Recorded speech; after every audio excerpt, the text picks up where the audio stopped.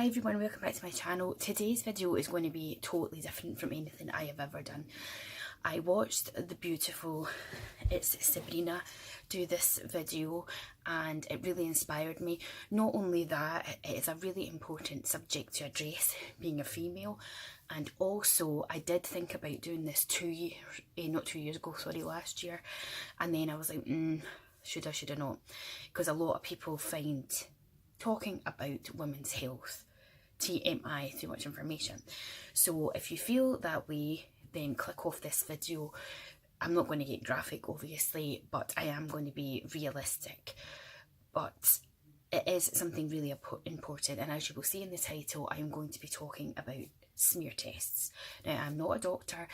I don't know the ins and outs of it statistically wise, so I will leave a link to the NHS website down below, and I'll also leave a link to ItsSabrina's video so you can check hers out as well. But let's get into the video. So, it is really important that women go and get a cervical smear test, because unfortunately cancer is a really horrific disease that affects millions of people. Now, I'm sure all of us will know someone at some point in our lives that have suffered with some sort of cancer. Now, another reason I wanted to do this video is I lost my mum to cancer. It'll be 15 years this year on the 19th of October. She passed away when she was 53. She had breast cancer twice, and then she got cancer of the liver. There was no cure for the cancer in her liver, so sadly she passed away. Now, I don't know if it's changed, but I'll be 35 in December. I'm 34 just now, and I'm sure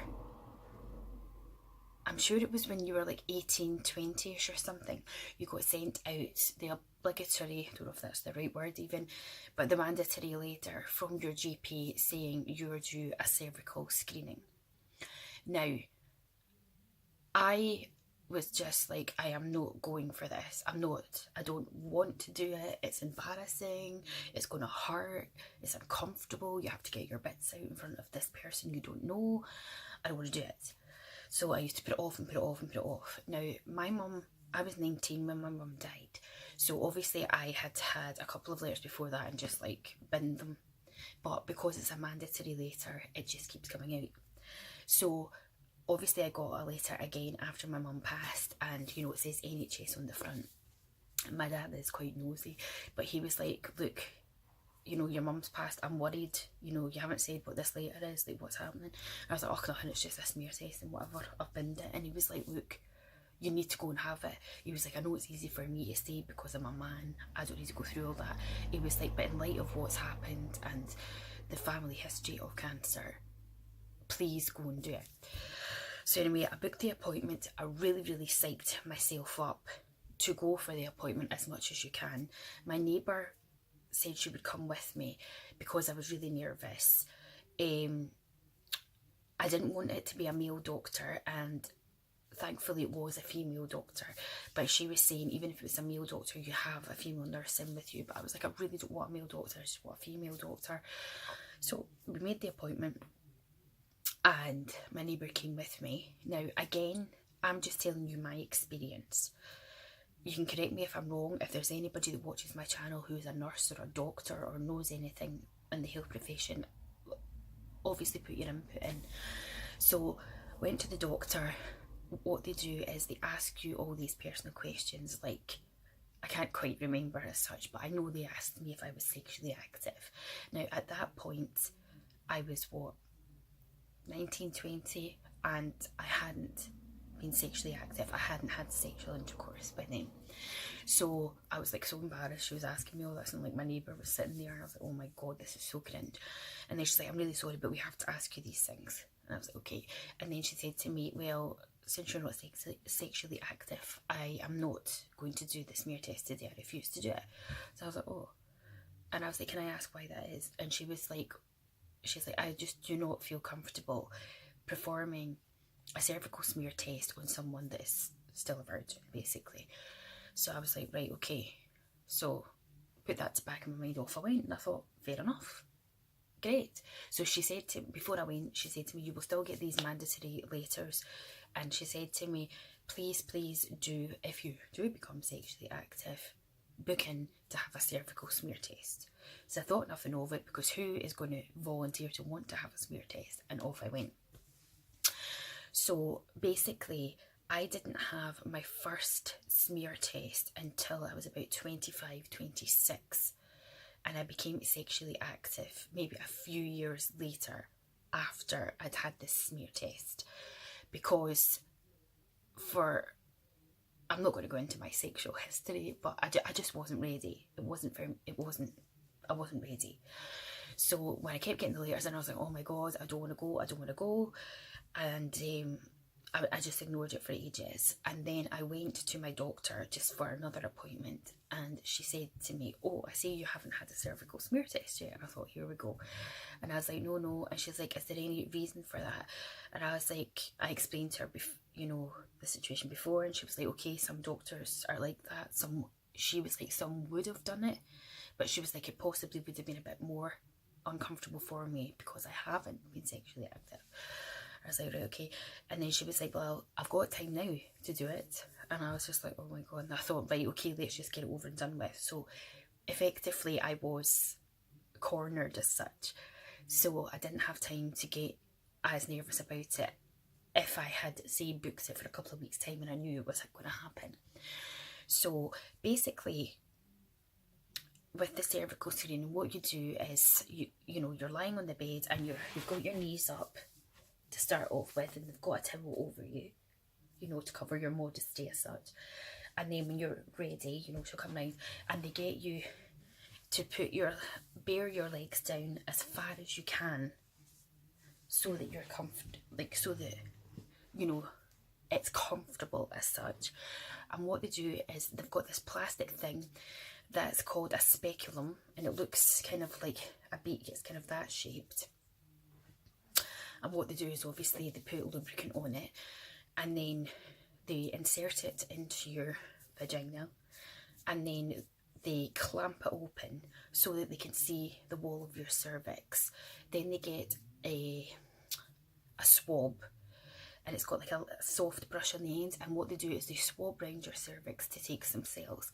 Then they pop that into the tube, seal that up, and that gets sent away to the lab to get tested. The results usually take about 2 weeks, and you'll get a letter back. If it says everything was normal, that's you're set. And I took down just some notes from the NHS site a wee bit there. So between the age of 25 and 49, you will get a mandatory letter saying you're due a cervical screening. And then once you've had your smear test or cervical screening test, what it will say to you on the if it says to you on the letter that everything was fine, you won't hear again from your doctor for 3 years. If it comes back with abnormalities, I want to clarify that that does not mean that you have cancerous cells. It could be a multitude of things. So as much as I'm saying please don't panic, because I probably panic myself, contact your doctor, make an appointment, get another one done, or speak to them, see what they suggest. It's really important to go and do that. Now, I have been lucky, and the smear tests that I have had, the letters come back and it's been completely fine. So I've only gone every 3 years. And I've been lucky that it's been a female doctor or it's been a nurse. I'm not saying there's anything wrong with male doctors, because obviously they do millions of these tests and screenings on women. But personally for me, I feel more comfortable with a female doctor. There might be a time when I can't get a female doctor or a nurse. Hopefully that won't happen. But it really is mind over matter. You're thinking about it, oh my God, I've got to lie there on my bits out, blah, blah, blah. And, the doctor's sitting there going, oh, are you going anywhere nice on holiday? What have you been up to today? And you're like, are you kidding me? I've got my legs open here and you're asking me these questions. It doesn't hurt. The way I'll let you know how I felt. Basically, how I felt was my legs were a bit shaky. So she was like really talking to me, like really, try and calm down, breathe, it's not bad. And I always remember my mum, because my mum's like me with a sense of to make anything seem better, put a bit of humour on it. So my mum had said to me, look Julie, without being mean, the implement looks like a man's bits. And I'm like, oh my god, mum. And she was like, they insert it and then you've got to bear down as if you like need to evacuate your bowels in the toilet. And I'm like, mum. And she was like, well, if you think about it in a funny way like that, you'll relax. And I was like, right, okay.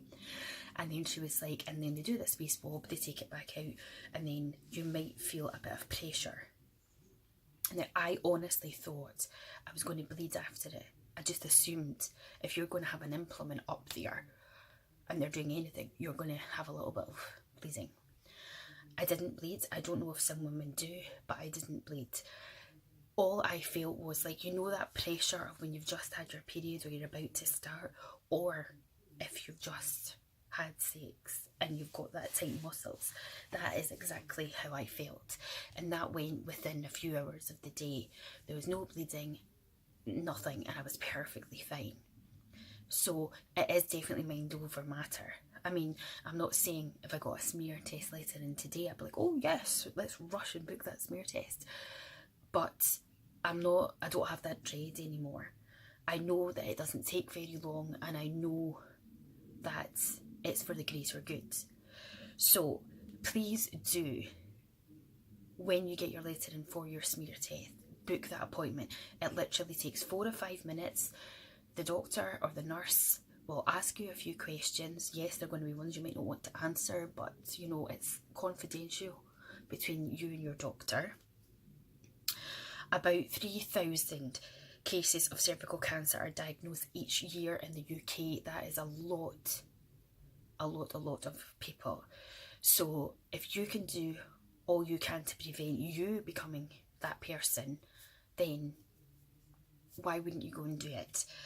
And I believe the ages on the HS's website, I just took a few notes, ages between 25 to 49, you will be sent a letter to go for a smear test every 3 years.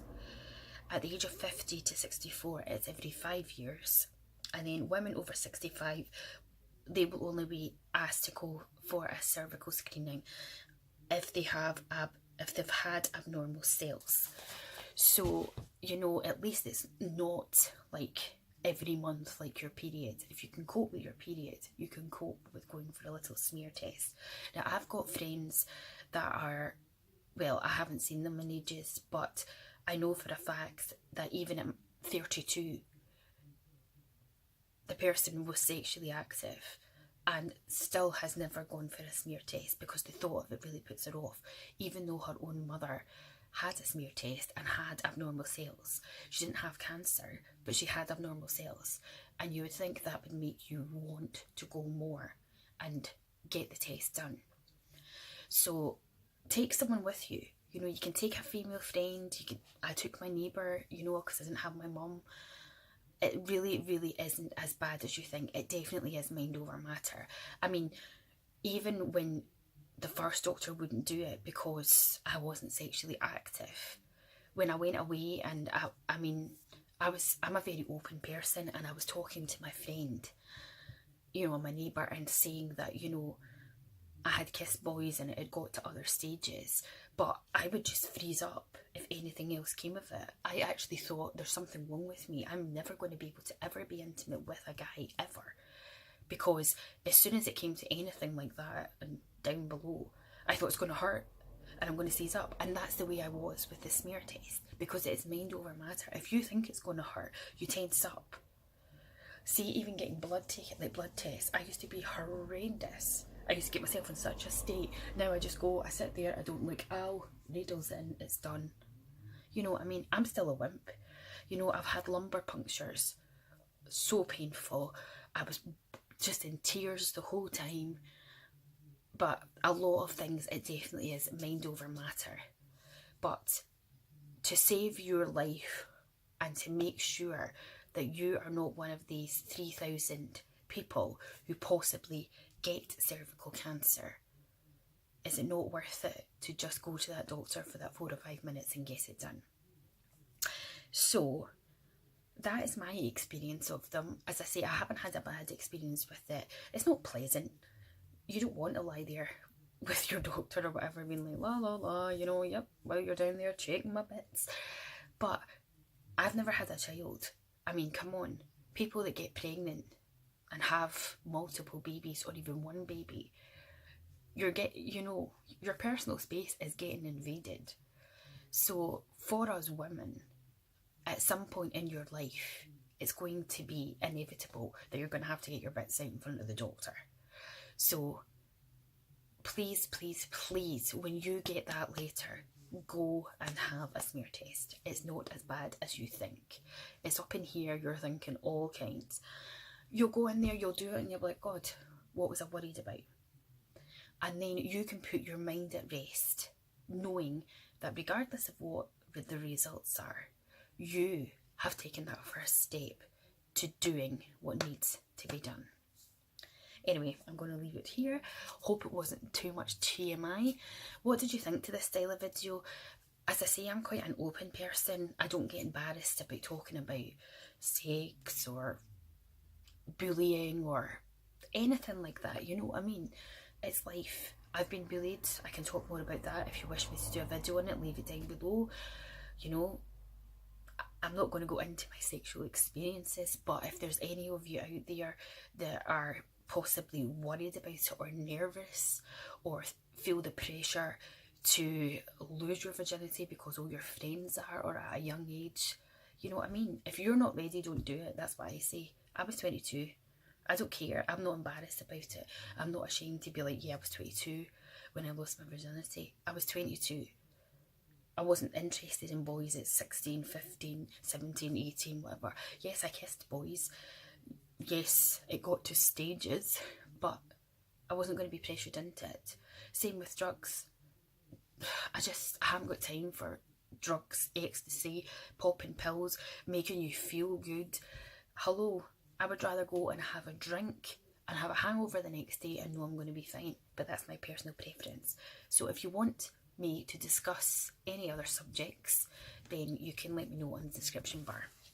I will leave a link to the NHS website where you can read up more on cervical screening, and I'll also leave a link to ItsSabrina's channel so you can check out her video as well. Don't forget to like and subscribe, and don't forget I'm still running my 1,000 subscriber giveaway, so you should totally go and enter that. And take care of yourselves and get yourself to the doctor when you get that letter. Okay, bye.